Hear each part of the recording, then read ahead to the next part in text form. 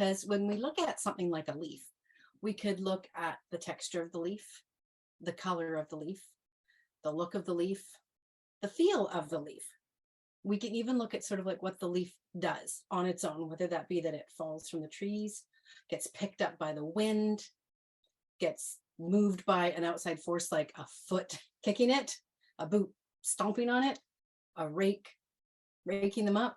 There's all sorts of ways that we can kind of say, be like the leaf, move like the leaf, feel like the leaf, look like the leaf, learn lessons from the leaf. So that's what we're going to get into now for this lesson, is everything to do with fall leaves. First one I want to start with as an image that goes very deeply rooted into my belief system. And that is looking at a fall leaf, like a maple leaf, things like that. I'm Canadian, so maple leaf.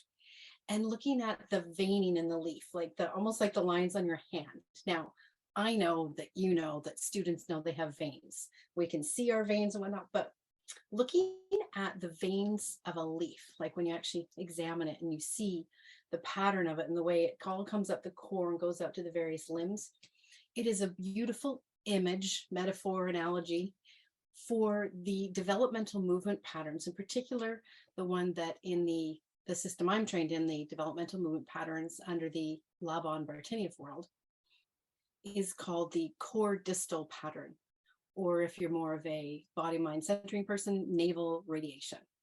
Either way, in fact, for any pattern that you want, any developmental movement pattern, those ideas of the inner lines of connectivity, I say to students, it's like I'm drawing, this line like a highlighter pen, and I can feel it happening in my body.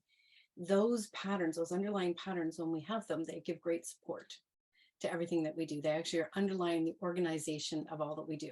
They're also called, therefore, the patterns of total body organization.